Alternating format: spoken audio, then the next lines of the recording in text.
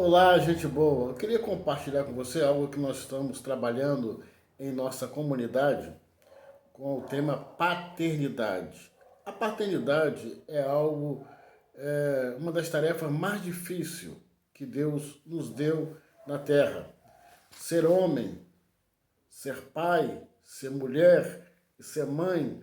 Quando se fala paternidade, o que nos vem à mente é a figura do homem, do pai, mas nós sabemos o quanto muitas mulheres também elas fazem o papel duplo, o papel de ser homem, o chefe da casa, o líder, e também ser mãe, porque razões diversas ela está criando seus filhos sozinha. Mas, de uma forma genérica, eu quero falar sobre a paternidade, uma das tarefas mais difíceis que Deus nos deu a incumbência de fazer. Porque uma coisa é gerar um filho, outra coisa é cuidar dele. Mas antes de falar sobre esse assunto, eu quero pedir a você, se já é inscrito no nosso canal, dê um joinha aí. Isso ajuda a fortalecer o nosso canal, ok? E se você não é inscrito, é a sua primeira vez aqui, nos dê um joinha e também inscreva-se em nosso canal, isso vai ajudar a nos fortalecer o canal. Preparamos uma série de 4 mensagens em nossa comunidade para tratarmos sobre esse assunto da paternidade e eu estou aqui listando para você um resumo rápido, né, da primeira palestra sobre a paternidade. E baseamos então as duas primeiras no livro de Jó, no capítulo 1, os versículos de 1 a 5.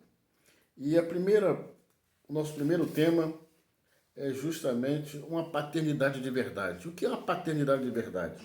Detectamos que é muito difícil você ser bem-sucedido, tanto em casa, quanto no governo da sua casa, quanto na sua vida profissional e na sua vida espiritual. É difícil conciliar esses três. A exemplo da própria Bíblia, nós vimos aqui homens que falharam nessa missão, homens bem-sucedidos na sua vida espiritual, homens relevantes no que tange a sua história de devoção ao Senhor, não é? Mas obstante falharam na sua casa. Homens como Isaac, como Efraim, como Davi, como Ezequias, como Jacó, como Elias, homens que falharam dentro da sua própria casa, mas no entanto, na sua vida, no seu chamado, na sua missão que Deus os dera, eles cumpriram de forma fiel. Então, uma das primeiras coisas que precisamos entender que essa tarefa não é fácil.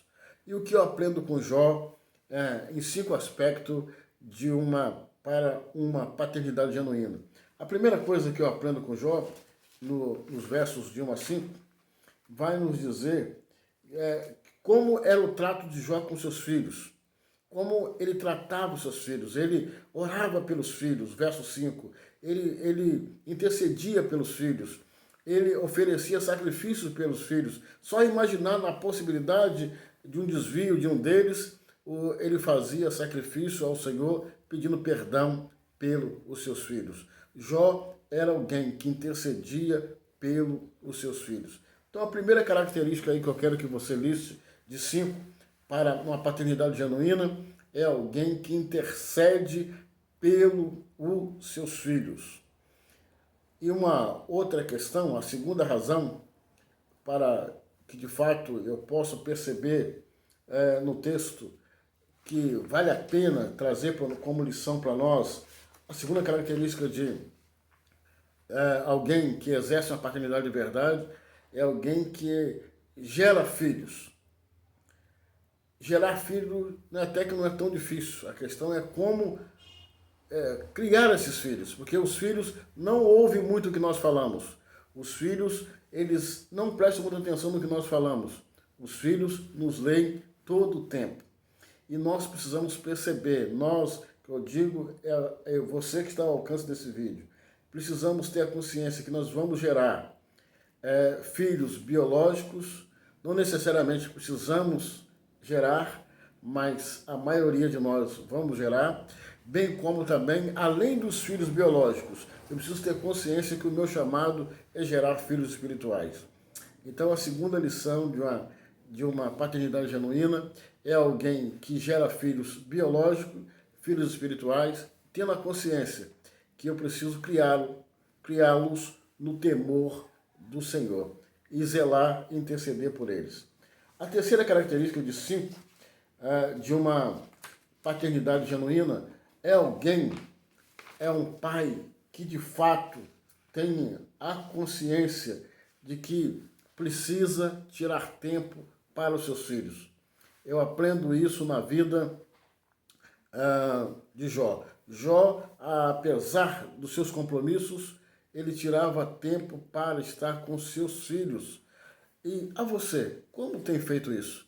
Davi foi um homem segundo o coração de Deus, mas, no entanto, ele não teve tempo para olhar para os seus filhos e ver quantas problemáticas tinha dentro da sua própria casa. O seu filho, Aminon, apaixonando pela sua irmã Tamar, ele não percebeu o ódio de Abisalão por Aminon ao ponto de gerar a morte. Não houve o diálogo ali e mais tarde o filho, na empreitada de matar o pai, de tomar o pai, Abisalão também perde a sua vida. Faltou-me a olhar de longe, estamos olhando de longe, bem longe, digo, milhares de anos já se passaram, podemos perceber que Davi, apesar de ser um homem, segundo o coração de Deus, foi omisso no trato com a sua família. Quarta e importante também, percepção de alguém que tem uma paternidade genuína. É alguém que não tem filhos prediletos. Eu não posso, a exemplo, do pai de José, Jacó, que preferiu José mais do que os seus irmãos, eu não posso ter essa preferência por filhos que o Senhor há de me dar. Eu não posso fazer isso porque Deus não nos deu e não nos dará filhos prediletos. Um tremendo homem de Deus, chamado Mauro Israel, foi pastor da primeira igreja batista em São Gonçalo. No seu leito de dor, de morte, morrendo de câncer, ele escreve um livro que alguém o questiona, como pode um tremendo pregador, pastor de uma tremenda igreja, um homem tremendo de Deus, está se desfinhando aí com câncer. Então ele escreve um livro, mediante essa resposta, dizendo: Deus não tem filho predileto. Se eu for curado, serei para a glória de Deus. Se não for curado também, será para a glória de Deus. Então Deus não tem filho predileto. Eu não posso escolher um filho em detrimento de outro filho. E a quinta e última coisa que eu quero dizer a você, que eu não posso amar a Deus, uma paternidade genuína, eu não posso amar os meus filhos mais do que eu amo o meu Deus, porque Ele vai me dar as instruções necessárias para que eu possa, então, instruir o meu filho. Para que eu seja e tenha uma paternidade genuína, eu preciso ser alguém que, antes de amar os meus filhos, tanto biológicos quanto espirituais, eu preciso amar o meu Deus. Exemplo, Abraão com Isaac. Deus percebera onde estava o coração de Abraão. E a Bíblia diz: onde está o seu coração, aí está o seu tesouro. E Deus então pede a Abraão para que entregue Isaac como sacrifício a ele. No entanto, não obstante a caminhada, Abraão corrige a rota do seu coração. E Deus providencia ali um sacrifício substituto a Isaac.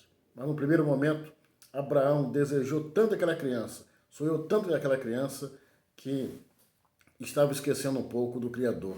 Tudo é dele, tudo é para a glória dele, tudo é para a honra dele. Que vivamos assim, que Deus nos dê graça de ter filhos e filhas espirituais, e esses mesmos sejam alguém que não roube a primazia do lugar de Deus. Que Deus nos abençoe.